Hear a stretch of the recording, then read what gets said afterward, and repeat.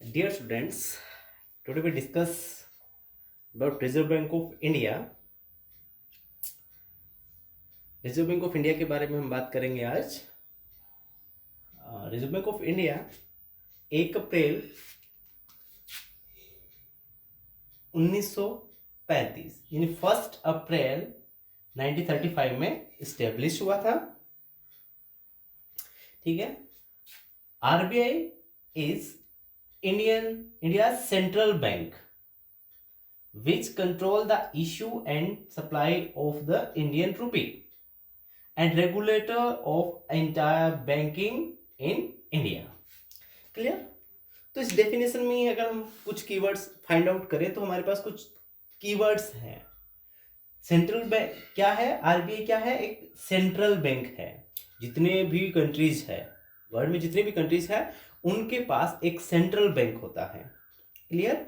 उस central bank का काम क्या होता है? उस सेंट्रल बैंक का काम होता है मनी सप्लाई को कंट्रोल करना और बैंकिंग सिस्टम को रेगुलेट करना. ये बेसिकली उसके काम होते हैं. और करेंसी को इश्यू करना, ये बेसिकली उसके काम होते हैं. तो भारत में जो सेंट्रल बैंक है उसका नाम क्या है? रिजर्व बैंक ऑफ इंडिया, जो कब इस्टेब्लिश हुआ था? 1 अप्रैल 1935. Clear. Okay. Now we discuss about function of RBI. Function of RBI. अब डेफिनेशन ही अगर डिस्कस करें तो बहुत सारे फंक्शंस यहां हम डिस्कस कर सकते हैं. Like first, which control the issue and supply of the Indian rupee. Issue, ठीक है, means currency issue. We know very well कि जो जितने भी तरह की करेंसी है, नोट्स हैं, वो कौन इशू कर रहा है? Reserve Bank of India. Except 1 rupee note, क्योंकि 1 रुपी का जो नोट होता है वो रिलीज करता है या वो इशू करता है मिनिस्ट्री ऑफ फाइनेंस. ठीक है. आपका एक्टिविटीज क्या है? आपको क्या करना है?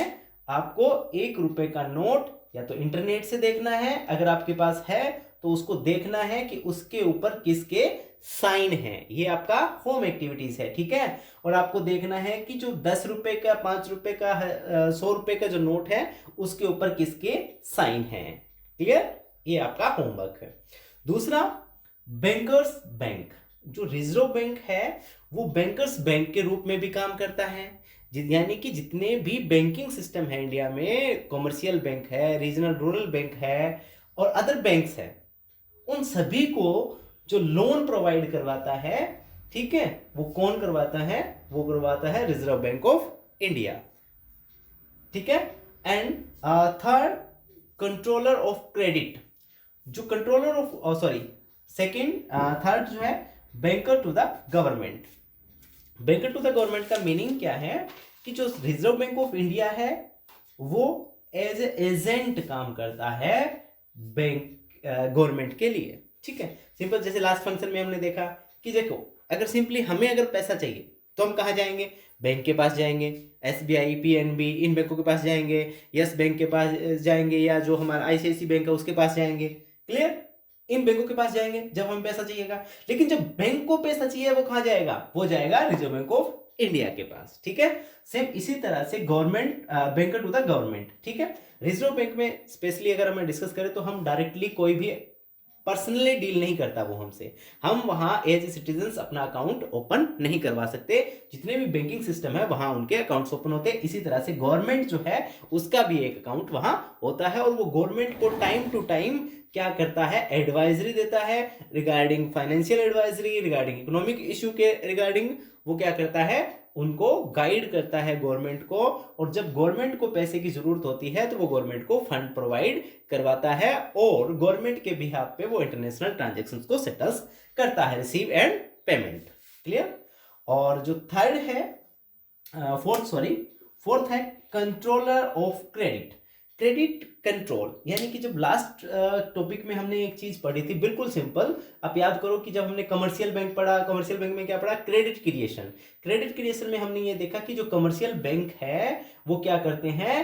क्रेडिट क्रिएट करते हैं. ठीक है। अब क्रेडिट क्रिएट करते हैं तो मतलब क्या, क्रेडिट क्रिएशन कब होगा, जब वो ज्यादा से ज्यादा लोन देंगे। ज्यादा से ज्यादा लोन कब देंगे, जब ये सारी रेट्स क्या होंगी, कम होंगी। ठीक है, इसको हम किससे समझ सकते हैं, इस चार्ट से इजीली से समझ सकते हैं। जैसे कि ये रेट्स हैं, RR, repo rate, cash reserve ratio, security liquidity ratio, और जो लास्ट है रिवर्स रेपो रेट। ठीक है, ये रेट्स है सारी। अगर ये रेट सारी बढ़ जाती है, रिजर्व बैंक ऑफ इंडिया इनको बढ़ाता है, तो क्या होगा, फर्स्ट फ्लो मनी सप्लाई जो है वो इंक्रीज हो जाएगी, सॉरी डिक्रीज हो जाएगी। सेकंड, अगर ये डिक्रीज हो जाती है, ठीक है, Reserve Bank of India in rates को डिक्लाइन कर देता है, तो क्या होगा, मनी सप्लाई इंक्रीज हो जाएगी। ये दोनों बॉक्स आप देख रहे हैं, ये क्या है, स्मॉल बॉक्स है, ये क्या है, बिग बॉक्स। ठीक है, तो ये रेट्स जैसे डिक्लाइन करेंगे मनी सप्लाई बढ़ेगी, और रेट कम करेंगे तो सॉरी रेट कम करेंगे तो मनी सप्लाई बढ़ेगा, और रेट ज्यादा करेंगे तो मनी सप्लाई कम होगा।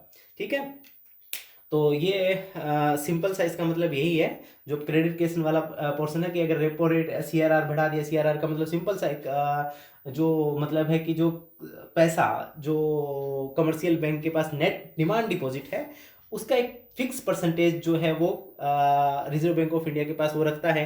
ठीक है, अगर वो रेट बढ़ा देगी तो यानी कि अगर सिंपल सा एग्जांपल हम ये बात करें कि नेट डिमांड डिपॉजिट 100 रुपए है, जो हमने लास्ट में डिस्कस किया 100 रुपए था, बैंक के पास कितना आया, 100 रुपए आया, और सीआरआर क्या है, 10% है।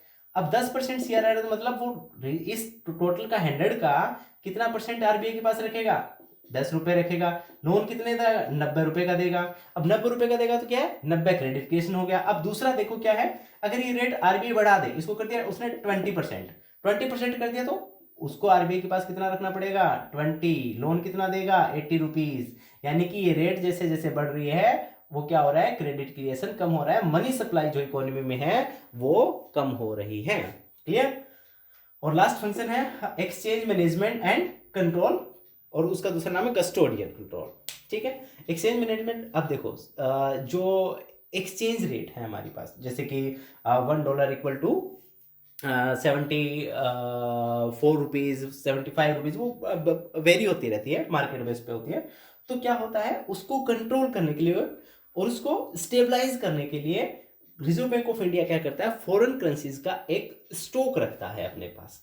ठीक है, तो उसी को क्या बोलते हैं, एक्सचेंज मैनेजमेंट सिस्टम। तो जैसे कि अगर एक्सचेंज रेट बढ़ जाती है, तो वो एक्सचेंज रेट बढ़ जाती है मतलब क्या है कि डॉलर की अगर डिमांड बढ़ गई, डॉलर की डिमांड बढ़ गई तो डॉलर की प्राइस बढ़ेगी, प्राइस बढ़ेगी तो एक्सचेंज रेट बढ़ेगी। तो क्या करेंगे हम, रिजर्व बैंक ऑफ इंडिया कुछ डॉलर जो है वो रिलीज करेगा इकोनॉमी में, तो क्या होगा, डॉलर की प्राइस जो है वो नहीं बढ़ पाएगी, इकोनॉमिक स्टेबिलिटी हो जाएगी। और दूसरी तरफ अगर सप्लाई बढ़ जाती है तो वो खरीद लेगी। ठीक है, उससे क्या होगा, इन्फ्लेशन, इंपोर्ट हमारे नहीं बढ़ेंगे। ठीक है, तो इस तरह से वो उसको रेगुलेट करती है। और आज का जो आपका क्वेश्चन है वो है, what is the impact of Indian economy if RBI cuts repo rate. अगर जो रिजर्व बैंक ऑफ इंडिया है वो रेपो रेट को कट कर देता है, तो उसका इंपैक्ट क्या होगा इंडियन इकोनॉमी पे। Explain it in current prospects. इसको आपको करंट प्रोस्पेक्ट में एक्सप्लेन करना है। करंट प्रोस्पेक्ट आपका क्या है कि अभी जस्ट कल जो आरबीआई ने क्या किया है, रेपो रेट को कट कर दिया है।